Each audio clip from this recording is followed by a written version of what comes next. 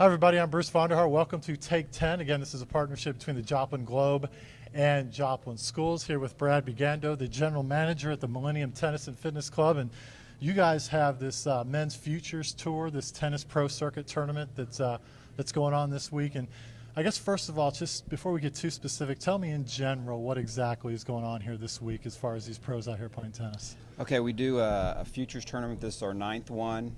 We do it in July. Basically, it's a low-level professional tennis tournament.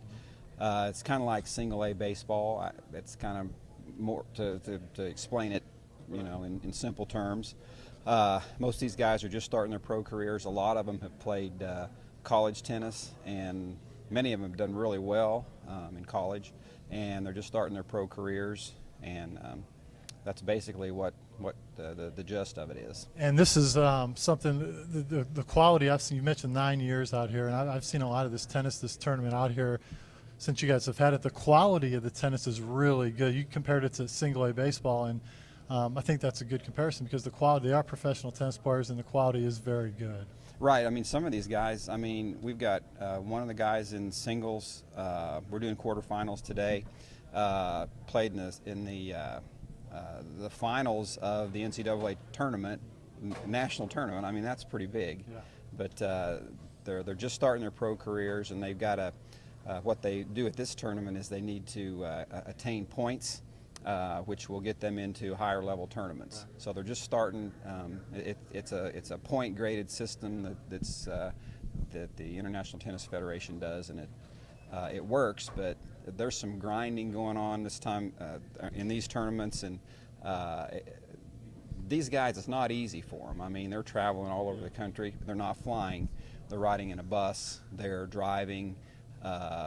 We had guys that stayed in RVs in the parking lot. They're in hotels. We try to get housing for our main draw players, but they really going to want to play tennis to play in these. Another comparison would be like golf, too. Guys starting like on the low circuit golf tours that are traveling around on their own, trying to build points and get up there. Right. Yeah, we were talking the other day about if you're top 50 in tennis, you're probably going to eke out a pretty good living. Yeah. If you're higher than that, it's going to be tough for you. If you're a top 50 baseball player in the world, you're going to make a lot of money. You're top 50 football player, you're going to make a lot of money. So tennis is a little tougher. So I would compare it with golf, like you said. Right. You guys have been able to maintain this tournament and keep it in Joplin for a long time. How have you been able to do that? And what do you attribute a lot of the success to keeping it coming back to the Millennium? The big key is trying to land sponsors, and that's probably the toughest thing too. But we've been real fortunate. The community has really backed us in sponsoring the tournament. Our owner, Mr. Humphreys, has really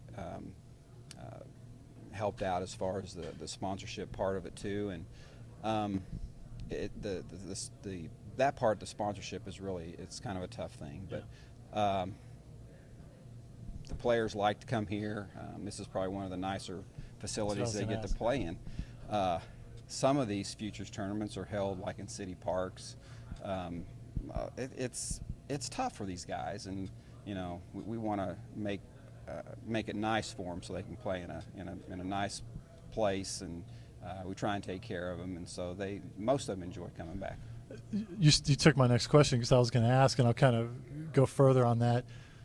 When you talk to the players who go around the country, I would assume, and playing these kind of things, how does the Millennium compare to, I know you mentioned a lot of them play in city parks, but other venues that they might play in? This, I would think, and I haven't been anywhere else, but I would think that this has got to be ranked right at the top as far as places that these guys go. Yeah, from what most of them have said, this is, I don't know about the nicest, but one of the nicest, if not the nicest, facility that these guys get to play in, and that's kind of another reason that we do it. And I mean, I can't overemphasize the fact that it's not an easy life for these guys, and if they can go someplace that is a nice facility for them to play in, that helps them a lot. What's their schedule like after this tournament ends this weekend, and then do they just go off to another one just like that?